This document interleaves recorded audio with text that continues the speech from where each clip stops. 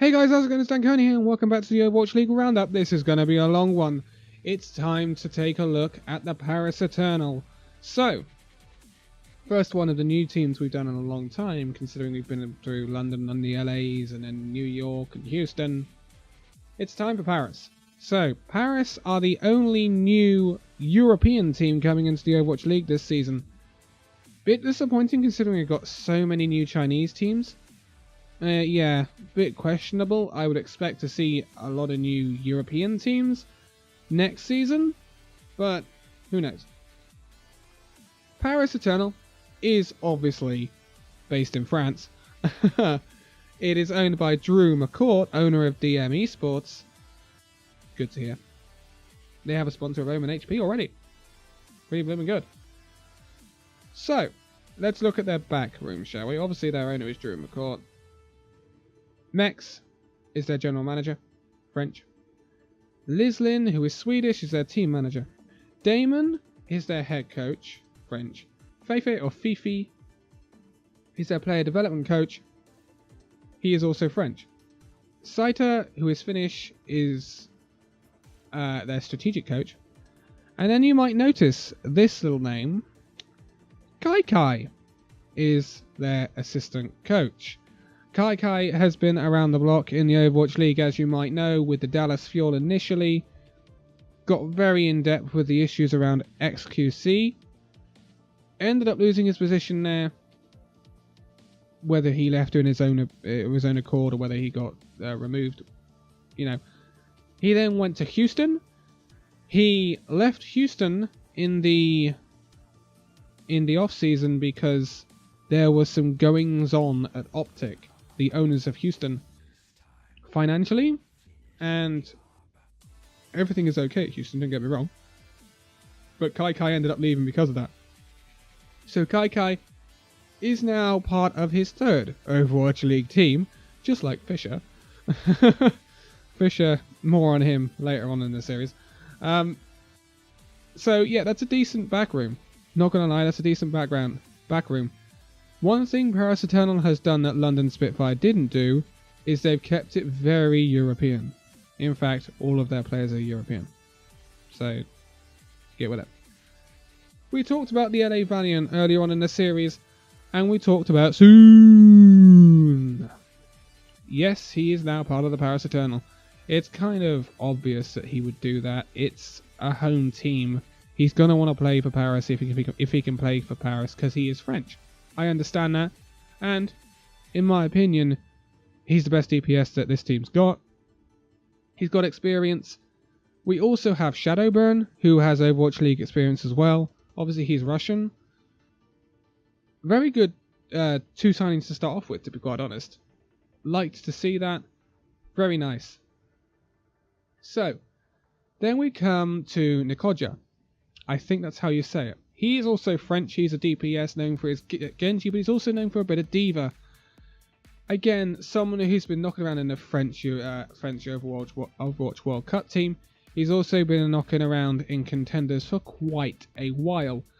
This is going to be a trend that carries on for most of these players in the Paris Eternals team. They are basically contenders players that have been promoted to the Overwatch League. Very nice to see, because I think a lot of these players did deserve their chance. Very good player Nikoja. I expect him to do quite well. It's all of a case of who is going to start alongside Soon. Because Soon is going to start. He is the marquee player for this team.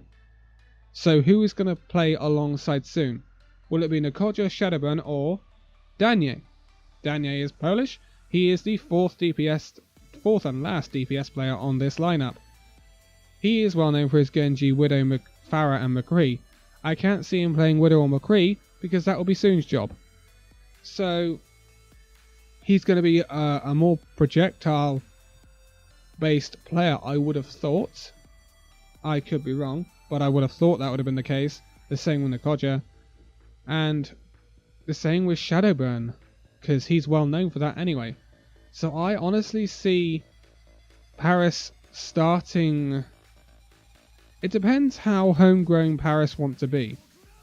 They might start with Soon and Nikoja, or they might start with Soon and Shadowburn. Honestly, I would probably start with Soon and Shadowburn, and then bring in the other two against different teams, right? Because Paris's first game is against the champions. It's against London. I would play some people with experience. I will be definitely. They'll play soon, but I'd be playing Shadowburn as well. But they might throw themselves in at the deep end. I don't know. They've got a fairly difficult start to the season, Paris. So then they have their tank lineup. Their flex is Finzi. He's actually from Iceland, which is nice to see. I think he's the first Icelandic player in the Overwatch League, so that's pretty good. He has experience with the LA Valiant previously, before joining the Paris Eternal. Not that much experience, but he did have experience. He has got a very wide hero pool as well. He can play the D.Va, he'll be playing the Zarya. He can also switch to a bit of DPS if he needs to. Remember, they'll be playing on the DPS buffed patch, most likely. So it'll be really handy to have him be able to flex to those DPS players. He can play the McCree, the Soldier 76. Soldier could be quite powerful in the next patch. He can also play the Torbjorn if needed. But I'm not sure we're going to need a Torbjorn right now. Yes, he's had his rework, but he's still not very good. Okay, so that's Finzi. Then we have, for Paris, two main tanks. These are LH Cloudy and Bembest. You'll know these very well if you've been around the European contenders scene. Also, you'll know Bembest from the French World Cup team. So LH Cloudy, he's been around since the year dot. He's from Finland. He mains his Reinhardt and Winston. He even plays a bit of Widowmaker when he wants to. He is only 19 though, which is something to remember. They've picked him up from Team Giganti. He has a ton of experience. He's been in Overwatch contenders since its rebrand, and then before that, he goes all the way back to the ROG tournaments before the competitive scene for Overwatch really built. So, real pogs for this guy. A lot of experience. He's also been in the Mayhem Academy for a time before coming back to Team Giganti. So, yeah, really good signing here. And then they got Bembest, which is their home true French main tank. Playing for the Overwatch World Cup team that lost to Canada in the Overwatch World Cup finals this year. Last year, I should say. He mains, obviously, Reinhardt, Orisa, Winston. And was playing for the Young and Beautiful in Overwatch Contenders Europe previously. And although they weren't the best team, Young and Beautiful, they lost to British Hurricane in Season 1. They lost to Team Giganti in Season 2. But if I do remember correctly, they did pull off some upsets during the group stages of the competition. So, pretty blimmin' good. And he was playing in Overwatch Contenders before it had its rebrand anyway. So, Bembest has been around the block. He knows he's played against Overwatch League level players in the World Cup against Canada and people like that. So, he's well informed, and I like this tank lineup for Paris Eternal. Whether it can compete with the South Korean tank lineups that we've got in the Overwatch League at the moment, I don't know. This is why I would suspect that this Paris Eternal team could be a bit of a boom or bust team. They could real bust and be near the bottom of the league, or they could boom and be a playoff team. I really don't know what they are right now.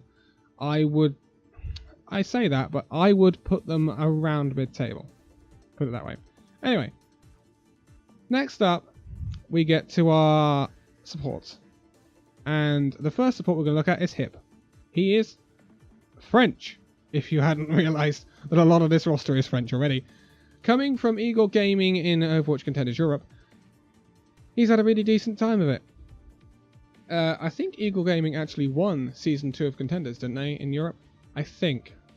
I wasn't paying too much attention at that time. Known for his JNATHYN Anna. Again, very decent player. He's been playing for Overwatch Pro teams since 2016. So that tells you the repertoire of this guy. He knows what he's doing. And a very good signing with a lot of experience. Now this is where it gets a bit saucy. Because we move away from the French players. And I introduce you, you may already have known him from the Overwatch World Cup, to Cruz. From the United Kingdom. The third representative of the United Kingdom. Obviously after Boombox for the Philadelphia Fusion and Kib for the Guangzhou Charge. So, Cruz, again, has been around since year dot. He's been playing, believe it or not, Overwatch at a high level since basically teams existed. He was part of the 2016 ESL Overwatch Atlantic Showdown at Gamescom when he was playing for Reunited, I think. That's August 2016. That's basically year dot when it comes to Overwatch Pro games. He played for the Overwatch United Kingdom Overwatch World Cup team in 2016, 2017 and 2018. The 2018 team that got to the semi-finals, no less. And honestly, he's played for Watch Out Gaming, Arcane Esports, Reunited, E-United, August and Hungary, and Toronto Esports, and now he's in the Overwatch League with Paris Eternal. Toronto Esports, obviously, contenders NA. August and Hungary were a surprise package in European contenders that came up from trials. And then basically did some pretty special stuff in European contenders. Yes, they didn't win it, but they caused a few teams some problems. Put it that way. I think this is a fantastic signing for Paris. Yes, I am from the United Kingdom, but I want to see more representation of it. Yeah, don't get me wrong. But honestly, I would be saying it anyway. And the fascinating thing about Cruz is that, yes, he plays support, so he plays Lucio Mercy. But he was originally a DPS player. He was originally a very good Genji. So, Cruz is actually ridiculously flexible. If they wanted someone to take a Genji and they don't have one in their DPS lineup, which in all fairness they do, Nakoja can play the Genji, so can Danye, and so can Shadowburn. But Cruz could also play that role, which is a bit bloody crazy when you ask me. Cruz will be isolated to that support role. He is really a support player now. He doesn't really play DPS anymore. He was a support player for the United Kingdom in this year's World Cup. I think he was also a support player for last year's World Cup for the United Kingdom. And in 2016, the United Kingdom had Stylosa playing for them. So go with what you want on that one. But yeah, I think generally he's a very good signing, and I hope to see him do well. Last of all, we have Gray. He is from Portugal, nonetheless. He has been around the block for blimmin' ages in the Overwatch Pro scene, and he signed for the Paris Eternal from GGEA, which I believe was formerly known as Optic Academy, which is the Academy of Houston Outlaws in NA contenders. He also played for Cloud9 in EU, and Laser Kittens. God, Laser Kittens. Remember Laser Kittens? And the Bench Boys. So, he's also been around the block. Ana, Zenyatta, and guess what? What have I said throughout this series? It's crucial. He can play the Sombra. He can play the Sombra. So, that's a really, really good signing. I like to see someone who not necessarily completely specializes in Sombra, but can play the Sombra well enough to compete. Because I think Sombra, in certain situations, will be ridiculously powerful.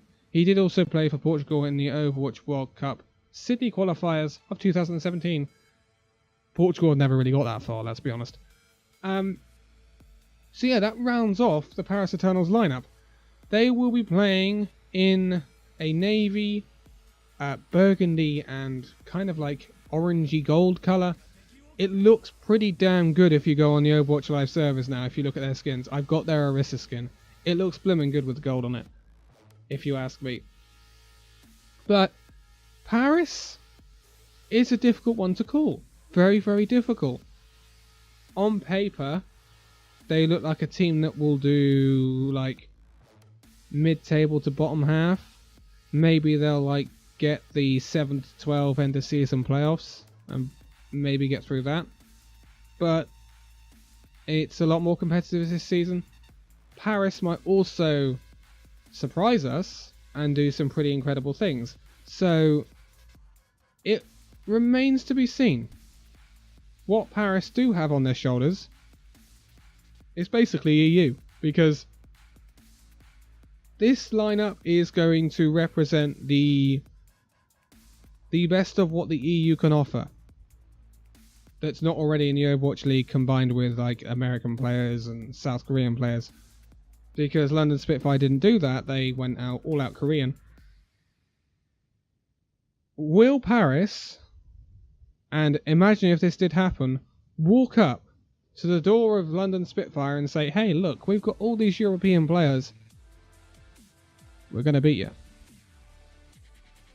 There's a lot for these European players to prove.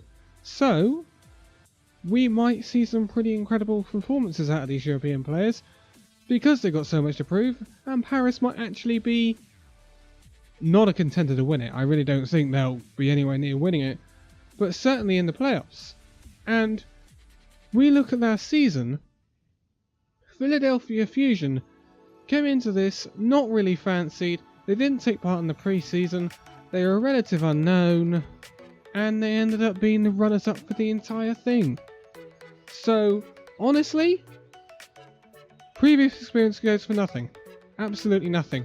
But I think Paris are in pretty good stead to do decent, not fantastically, not really poorly. Certainly don't think they're another Shanghai Dragons, put it that way. But I'm going to leave it here for now. That is Paris done and dusted.